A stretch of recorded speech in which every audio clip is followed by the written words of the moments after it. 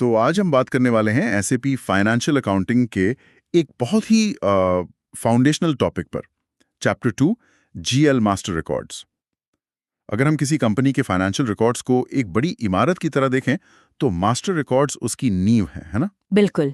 ये वो ढांचा है जो रोज नहीं बदलता, पर इसी पर रोज के हजारों लेन देन की पूरी इमारत टिकी होती है। तो आज हम इसी नींव को खोद कर देखेंगे, ये कैसे बनती है, इसे मजबूत कैसे रखा जाता है और क्या होता है अगर इस नींव में एक भी ईंट गलत लग जाए। बिल्कुल सही कहा। ये नींव ही तय करती है कि इमारत कितनी मजबूत बनेगी। मास्टर रिकॉर्ड्स वो नियम हैं जो पक्का करते हैं कि हर ट्रांजैक्शन सही जगह, सही तरीके से दर्ज हो। आज हम एसएपी में जीएल अकाउंट्स के पूरे आर्किटेक्चर को समझेंगे। कहाँ से शुरू करें?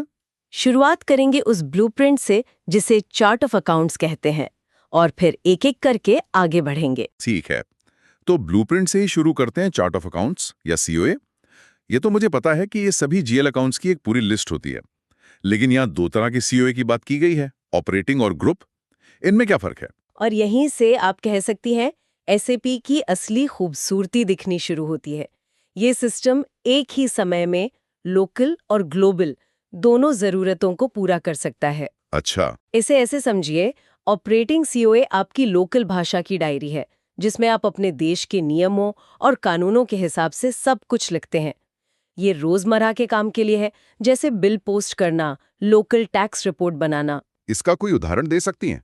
जैसे भारत की किसी कंपनी के लिए ये कैसा दिखेगा? जरूर। भारत की किसी कंपनी के ऑपरेटिंग सीओए में आपको GST input tax, GST output tax, TDS के लिए खास अकाउंट्स मिलेंगे। ये अकाउंट्स जाहिर है अमेरिका की किसी कंपनी के ऑपरेटिंग सीओए में नहीं होंगे, क्योंकि वहां का टैक्स सिस्टम बिल्कुल अलग है। समझ गया। तो ऑपरेटिंग सीओए हमेशा लोकल जमीन से जुड़ा होता है। ठीक है, तो ये लोकल डायरी हो गई। फिर ये ग्रुप सीओए क्या है? क्या ये एक तरह का ट्रांसलेटर है? सही पकड़ा।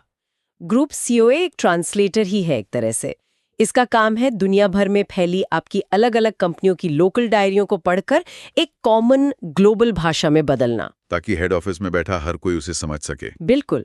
इसका इस्तेमाल ग्रुप लेवल की कंसोलिडेटेड रिपोर्टिंग के लिए होता है, जैसे पूरी कंपनी का एक बैलेंस शीट या प्रॉफिट एंड लॉस अकाउंट बनाना। तो अगर कोई भारतीय कंपनी किसी अमेरिकी पेरेंट कंपनी का हिस्सा है, तो उसके पास दोनों होंगे, एक ऑपरेटिंग सीओए भारत के लिए, और वो अपने सारे डेटा को ग्रुप सीओए के जरिए हेड ऑफिस की रिपोर्टिंग के लिए मैप कर देगी। कमाल है। यानी एक ही पत्थर से दो निशाने, लोकल कानून भी पूरे और ग्लोबल रिपोर्टिंग भी तैयार।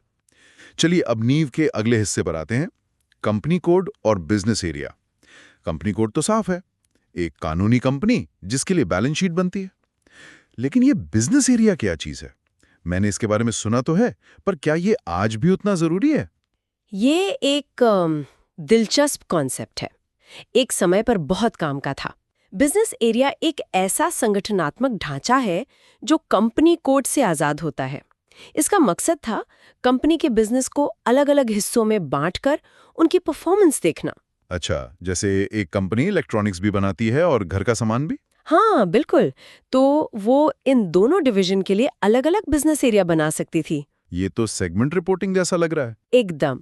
आईएफआरएस यानी अंतर्राष्ट्रीय फाइनेंशियल रिपोर्टिंग स्टैंडर्ड्स के तहत बड़ी कंपनियों को अपने बिजनेस के अलग-अलग सेगमेंट्स की परफॉर्मेंस अलग-अलग दिखानी पड़ती है।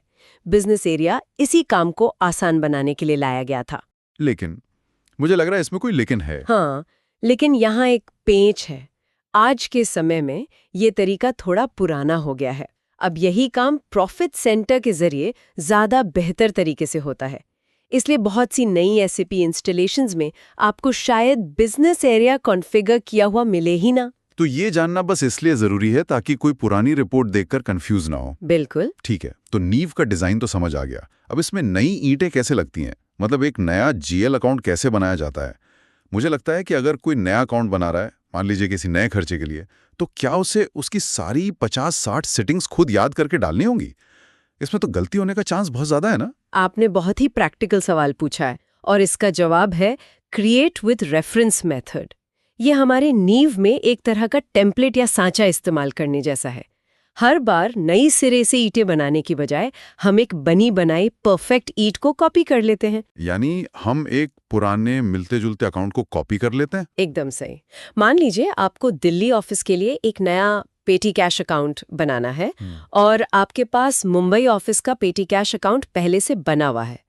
आप बस सिस्टम को बोलेंगे कि मुंबई वाले अकाउंट को रेफरेंस लेकर एक नया अकाउंट बना दो और सिस्टम सब कुछ कॉपी कर देगा। सब कुछ, उसकी करेंसी, उसका फील्ड स्टेटस ग्रुप, उसकी टैक्स कैटेगरी, सब कुछ हूबहू नए अकाउंट में कॉपी हो जाएगा। आपको बस नया अकाउंट नंबर, उसका नाम बदलना है और सेव कर देना है। इससे तो समय भी बचेगा और गलतियां भी कम होंगी। बिल्कुल, इसीलिए ये बेस्ट प्रैक्टिस मानी जाती है। लेकिन इसमें खतरा भी तो है। क्या होगा अगर रेफरेंस अकाउंट में ही कोई गलती हो? क्या वो गलती पूरे सिस्टम में नहीं फैल जाएगी? ये एक बहुत वैलिड पॉइंट है और एक बड़ा खतरा भी है। अगर आपका सांचा ही टेढ़ा है तो उससे बनने वाली हर ईंट टेढ़ी होगी। तो इसका क्या उपाय है? इसीलिए ये बहुत जरूरी है कि रेफरेंस के लिए हमेशा उसी अकाउंट को चुना जाए जो 100% सही और टेस्टेड हो। एक अच्छी प्रैक्टिस ये है कि कंपनियां कुछ गोल्डन या आइडियल अकाउंट्स बना के रखती हैं। अच्छा, जिन्हें सिर्फ रेफरेंस के लिए इस्तेमाल किया जाता है, उनमें कोई पोस्टिंग नहीं होती? एग्जैक्टली, ये एक तरह का सेफ्टी नेट हो गया। ठीक है। अब अकाउंट बनाने के साथ साथ उन्हें ब्लॉक करने की भी बात की गई है। एक बने बनाए अकाउंट को कोई क्यों ब्लॉक करना चाहेगा? ये भी एक बहुत जरूरी कंट्रोल मैकेनिज्म है। सोचिए, आपने एक अकाउंट बनाया और उसमें साल भर तक ट्रांजैक्शंस भी कर लिए। अब आपको पता चलता है कि उसकी टैक्स कैटेगरी गलत सेट हो गई थी। अब SAP आपको उस अकाउंट की टैक्स कैटेगरी बदलने नहीं देगा जिसमें ट्रांजैक्शंस हो चुके हैं। ये सिस्टम का एक सेफ्टी फीचर है ताकि पुराने डेटा से छेड़छाड़ न हो। तो ऐसी हालत में क्या करेंगे?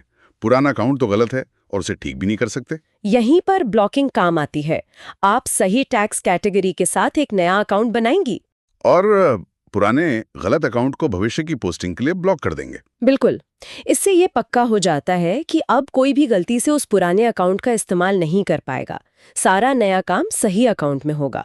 और ये ब्लॉक सिर्फ एक कंपनी के लिए भी हो सकता है और पूरे ग्रुप के लिए भी। हाँ, आप इसे कंपनी कोड लेवल पर या पूरे चार्ट ऑफ अकाउंट्स लेवल पर लगा सकते हैं। तो एक अकाउंट को ब्लॉक करना एक तरह का सेफ्टी फीचर है। हाँ, और मुझे लगता है कि सबसे आम गलती अक्सर टैक्स सेटिंग्स में ही होती होगी।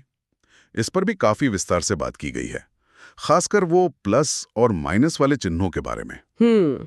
इसका क्या मतलब है? ये छोटे से दिखने वाले चिन्ह नींव के सबसे मजबूत पत्थर हैं। ये सिस्टम को बताते हैं कि एक अकाउंट में किस तरह का टैक्स पोस्ट हो सकता है। और ये यूजर को गलतियों से बचाते हैं? हाँ, बड़ी गलतियों से। माइनस या माइनस का मतलब है सिर्फ इनपुट टैक्स की इजाजत है। ये खरीद या खर्चों के अकाउंट्स पर लगता होगा। सही। और प्लस या प्लस का मतलब है सिर्फ आउटपुट टैक्स की इजाजत है। ये सेल्स से जुड़े अकाउंट्स के लिए होता है। और अगर किसी अकाउंट में दोनों तरह के टैक्स की जरूरत पड़ सकती हो तो? उसके लिए स्टार या स्टार का ऑप्शन है, जिसका मतलब है सभी तरह के टैक्स की इजाजत है। इसके साथ एक और जरूरी सेटिंग है पोस्टिंग विदाउट टैक्स अलाउड का चेकबॉक्स। अगर आप इसे टिक करती हैं तभी उस अकाउंट में बिना टैक्स कोड के एंट्री हो सकती है, वरना सिस्टम एरर दे देगा। कोई असल जिंदगी का उदाहरण है जहां ये गड़बड़ हुई हो? मैंने एक कंपनी में देखा था जहां ये प्लस और माइनस की सेटिंग गलत थी। उनके सेल्स अकाउंट पर इनपुट टैक्स अलाउड था।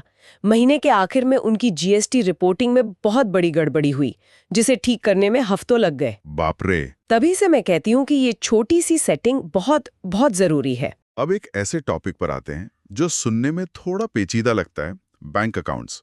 यहाँ हर बैंक के लिए एक नहीं बल्कि 3-3 GL अकाउंट्स बनाने की सलाह दी गई है।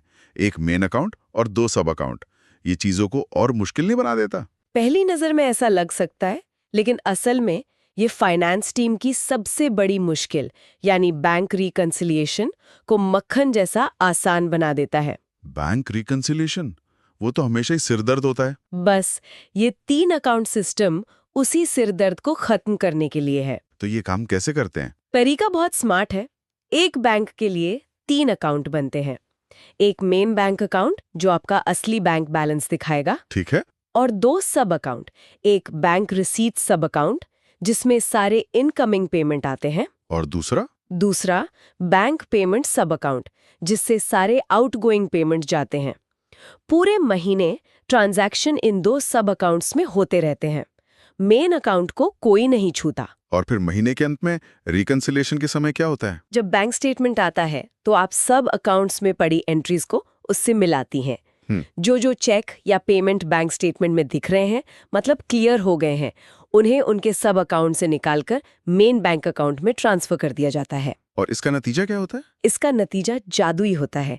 रिकंसिलिएशन के बाद रिसीट सब अकाउंट में जो बैलेंस बचा है वो है cheques deposited but not yet credited by bank. अच्छा। पेमेंट सब अकाउंट में जो बैलेंस बचा है वो है cheques issued but not yet presented for payment. और मेन बैंक अकाउंट? और सबसे शानदार बात, आपका मेन बैंक अकाउंट का बैलेंस आपकी बैंक स्टेटमेंट के बैलेंस से हूबहू एक एक पैसे तक मैच करेगा। वाकई ये तो किसी भी फाइनेंस टीम के लिए बहुत बड़ी राहत है।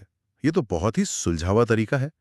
तो अब जब हमने ये पूरी नींव बना ली है, सारे अकाउंट्स तैयार कर लिए हैं, तो क्या कोई ऐसा तरीका है जिससे हम इस पूरी संरचना को एक साथ देख सकें?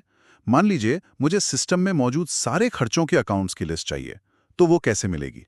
हाँ बिल्कुल, इसके लिए सिस्टम में स्टैंडर्ड रिपोर्ट्स मौजूद है। आखिर इतनी बड़ी इमारत बनाने के बाद उसका नक्शा भी तो पास होना चाहिए ना। ये रिपोर्ट्स वही नक्शा है। कौन सी रिपोर्ट्स हैं ये? एक रिपोर्ट है जो किसी एक कंपनी कोड के सारे जीएल अकाउंट्स की लिस्ट दिखाती है, और एक और है जो पूरे ग्रुप के लेवल पर, यानी चार्ट ऑफ अकाउंट्स के सारे अकाउंट्स दिखा देती है, भले ही वो इस्तेमाल हो रहे हों या नहीं। और ये प्रैक्टिकली कहाँ काम आती हैं? हर रोज जब कोई अकाउंटेंट एंट्री कर रहा होता है और उसे सही अकाउंट खोजना होता है, तो ये रिपोर्ट्स बहुत काम आती हैं। मैनेजमेंट को जब देखना होता है कि हमारे पास कितने तरह के एसेट या लाइबिलिटी अकाउंट्स हैं, तब ये रिपोर्ट्स काम आती हैं। ये सिस्टम की सेहत को समझने के लिए जरूरी है। बिल्कुल। इन रिपोर्ट्स को चलाने के लिए जो टी कोड्स हैं, वो हम सुनने वालों की सहूलियत के लिए शो नोट्स में डाल देंगे। तो आज हमने एसएपी में जीएल मास्टर रिकॉर्ड्स की इस नींव की हर ईंट को परखा। चार्ट ऑफ अकाउंट्स के दोहरे ब्लूप्रिंट से लेकर रेफरेंस वाले सांचे से अकाउंट बनाने की स्मार्ट तकनीक तक, टैक्स सेटिंग्स जैसे मजबूत पत्थरों का महत्व, और बैंक अकाउंट्स के लिए वो 3 अकाउंट वाली शानदार संरचना। ये सब यही दिखाता है कि अगर नींव मजबूत और सोच समझ कर रखी जाए, तो उस पर बनने वाली फाइनेंशियल रिपोर्टिंग की इमारत हमेशा सटीक और भरोसेमंद होती है। बिल्कुल। और जानते हैं, इस पूरी बात से मेरे मन में एक सवाल आ रहा है। बताइए। हमने देखा कि मास्टर रिकॉर्ड्स स्थायी होते हैं, स्टेबल होते हैं, जो सिस्टम को कंट्रोल और अनुशासन देते हैं। लेकिन बिजनेस तो हमेशा बदलता रहता है। नए प्रोडक्ट्स लॉन्च होते हैं, टैक्स के कानून बदल जाते हैं, कंपनियां नए देशों में काम शुरू करती हैं। हाँ, ये तो है। तो सोचने वाली बात यह है कि एक सिस्टम को कितना लचीला होना चाहिए कि वो इन बदलावों को आसानी से अपना सके, बिना अपनी मूल संरचना और नियंत्रण को खोए। स्थिरता और लचीलेपन के बीच ये सही संतुलन कैसे बनाया जाए?